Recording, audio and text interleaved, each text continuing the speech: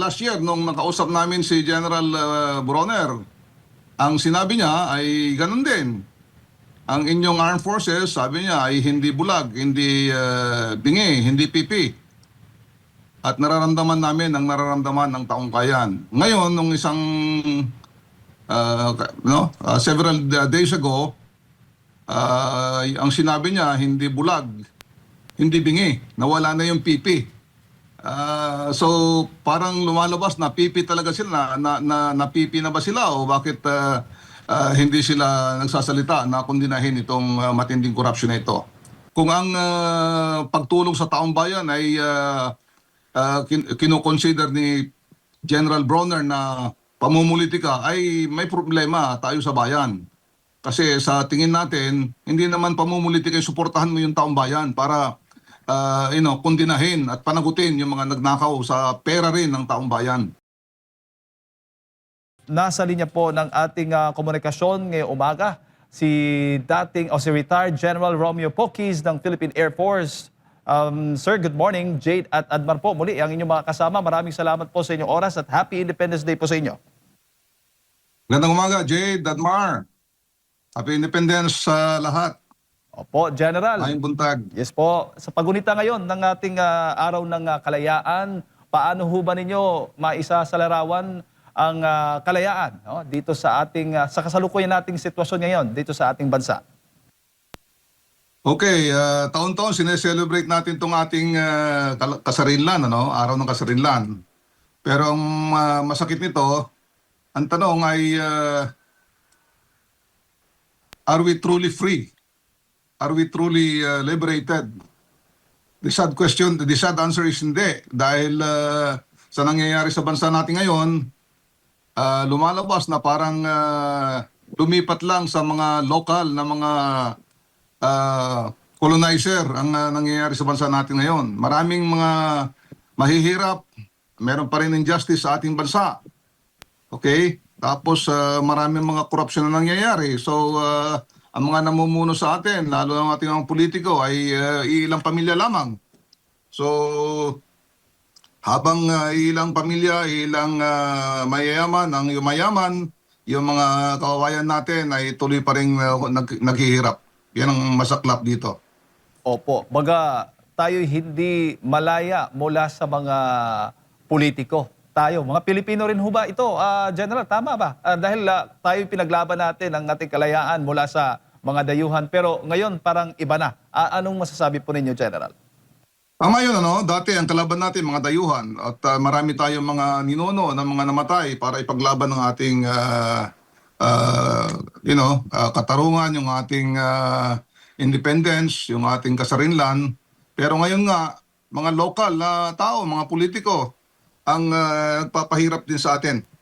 Opo. Gaano ho kahalaga yung papel naman po ng mga uniformed personnel sa pagpapanatili ng kalayaan po natin at siyempre yung soberanya ng Pilipinas? Okay, pagka tinatawag natin soberanya, itong ating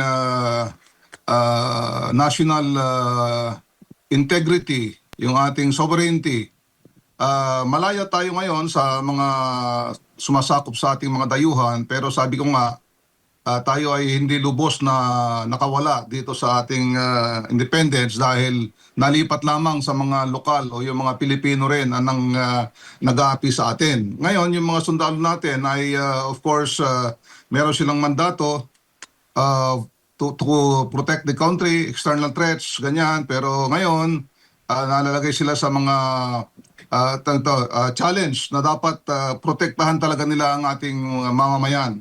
Hindi lamang protektahan ng Estado, kundi protektahan ng mamamayan sa mga nangyayaring kaguluhan dulot nitong matinding korupsyon na nangyayari sa ating bayan. Pero itong mga politiko, itong mga opisyal ng gobyerno na nasasabi po natin na baga ito yung banta sa kalayaan ng ating bansa, ay may impluwensya ho ba yung mga dayuhan din?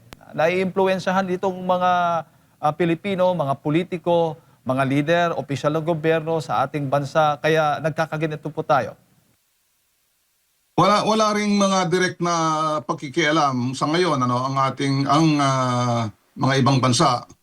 Pero siyempre may mga impluwensya sila diyan dito sa ating mga oligarkiya dahil ang nangyayari dito sa atin sa bansa natin, lahat ng mga malalaking negosyo ay hawak ng mga oligarkiya at may mga may mga link, direct at saka indirect link yan sa mga ibang bansa tulad ng US, China. Opo. Bilang isang Pilipino, papaano ho ba maipapakita ng mga ordinaryong Pilipino yung kanilang pagmamahal sa ating bayan, pagtatanggol po sa ating sa kalayaan po ng ating bansa? Bilang mga Pilipino, dapat tayo ay magkakaisa, no? Tayo nagtutulungan na tayo ay sinusunod natin ang mga batas, okay? Pero ngayon dahil dito nga sa matinding korupsyon, dahil sa matinding pagnanakaw, dahil sa mga pananamantala ng ating mga leader, ay dapat magkaisa rin tayo kasi karapatan natin yon para ipaalam sa kanila, ipaalam sa buong bayan na dapat managot itong mga taong nagnanakaw sa bayan. Ito nga matinding issue ngayon sa ating kasarinlan. Opo, marami na hubang mga kabataan ngayon na General, nakikita ho ninyo batay po sa inyong mga napapansin, no? Na aware at talagang tumatayo, may prinsipyo na handa pong ipaglaban ang ating bansa, ang ating konstitusyon, laban po dito sa mga abusado pong mga individual, lalo na dito pa sa ating bansa. Okay, dito sa nangyayari sa atin ngayon, itong laban sa korupsyon. Matindi, hindi lamang ordinaryong korupsyon to matinding korupsyon.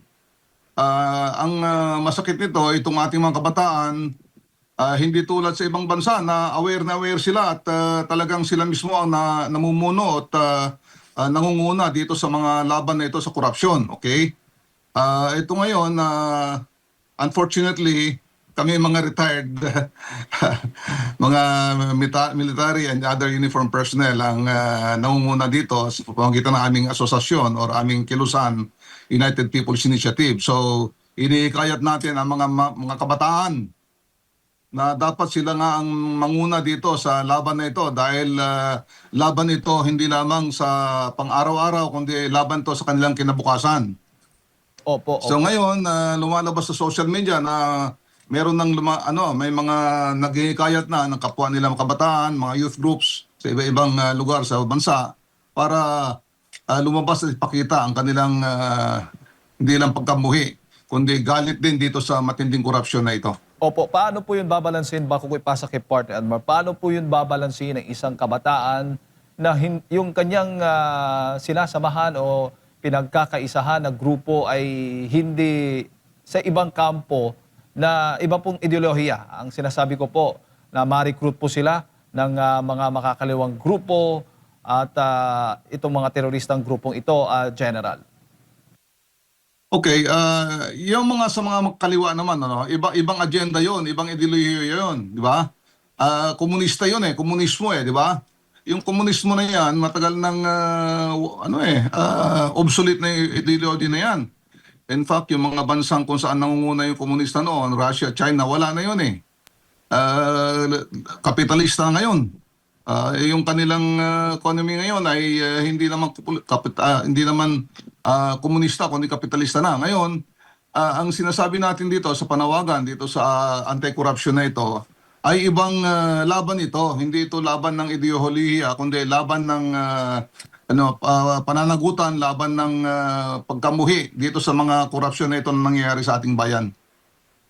General, may buntag si Admar po ito. Magandang umaga, sir. Sir, dito tayo Magandang po umaga, sa Admar. recent statement po, dahil may mga panawagan nga doon sa militar, sa gitna po ng krisis na kinakaharap ng bansa, lalo na po, sabi nyo nga, hindi pa tayo malaya doon sa mga korap at mga mapang-abusong opisyal.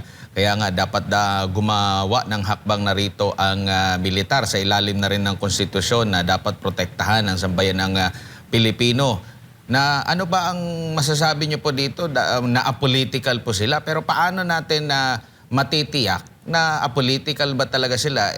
Ang nasa itaas nila, ang naguutos din sa kanila, mga politiko rin, General. Yung being a political, tama yun, yung yung armed forces ay hindi dapat makisali o makisawsaw sa politika, lalo na yung mga partisan political activity na yun, Pero hindi rin natin may kakaila na ang mga leader natin ay mga politiko, okay? Pero sa nangyayari sa ating bansa ngayon na pinapanawagan natin, dahil ang armed forces, ang mandato nila ay protektahan ng taong bayan. Ang taong bayan ngayon ay umiiyak. Ang taong bayan ay humihingi ng tulong sa kanilang mga sundalo, di ba? Na tulungan sila na ikondinahin itong mga matinding korupsyon na ito. Hindi natin sinasabing umaklas sila o labanan ng gobyerno o magkudita. Ang sinasabi natin ay makiisa sila sa panawagan ng taong bayan na kondinahin, panagutin at isoli lahat ng mga ninakaw ng mga politiko na yan. Yun lamang po ang gusto natin mangyari. Ayaw natin silang umaklas o pabagsakin ng gobyerno. Opo, nabanggit naman po na hindi raw sila bulag at hindi rin daw sila bingi sa mga kaganapan. Nararamdaman niyo po ba ito, General?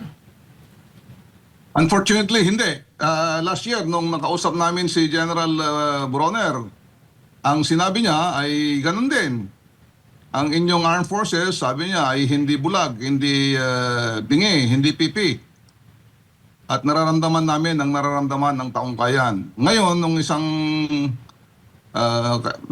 several days ago, ang sinabi niya, hindi bulag, hindi bingi, nawala na yung pipi.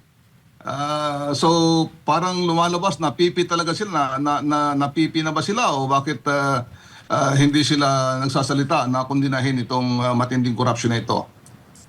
Opo, at ang pag-intindi din sa pagiging walang pinapanigan sa politika, nakikita nyo pong mali yung kanilang interpretasyon na ukol po dito, General. Kasi naalala ko, mayroon ding nag-viral din yung video dati nung may nakausap siya with mga matataas na opisyal ng Kamara patungkol doon sa budget, yung mga ganun po na nakikita natin, di ba? Na hindi magandang imahe sa mata ng publiko kung lagi nila iginigit itong mga ganito. Pag dating pala sa ng budget, doon pala, yun nga, sa mga politiko. At tama yan, pagka ganyan, mga budget hearing, maraming mga, of course, may mga behind the scenes yan may mga horse trading. Yun ang dapat nating iwasan. Ngayon, itong armed forces natin sa pamagitan ni General Bronner, sinasabi niya na hindi dapat makialam sa politika. Ang sinasabi natin, hindi naman dapat makialam sa politika ang armed forces.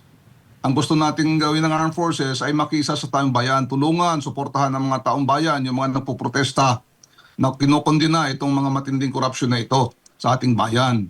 Okay? Kung ang pagtulong sa taong bayan ay kinoconsider ni General Bronner na pamumulitika, ay may problema tayo sa bayan. Kasi sa tingin natin, hindi naman pamumulitika, suportahan mo yung taong bayan para kondinahin at panagutin yung mga nagnakaw sa pera rin ng taong bayan. Opo, hanggang saan ba? Sinasabi po kasi dito sa Section 3, no? Civilian authority is at all times supreme over the military. The armed forces of the Philippines is the protector of the people and the state. Hanggang saan ba itong pagiging protector of the people and the state nitong armed forces of the Philippines, no? Gaano kalawak yung saklaw, saan tayo protektahan, General? Okay,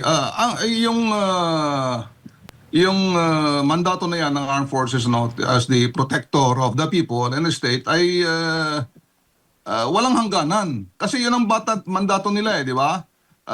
They obey the Constitution and protect the people and the state. Yun talaga. So ito ngayon, ang problema ng taong bayan ay itong korupsyon na ito laban sa ating mga namumuno sa atin.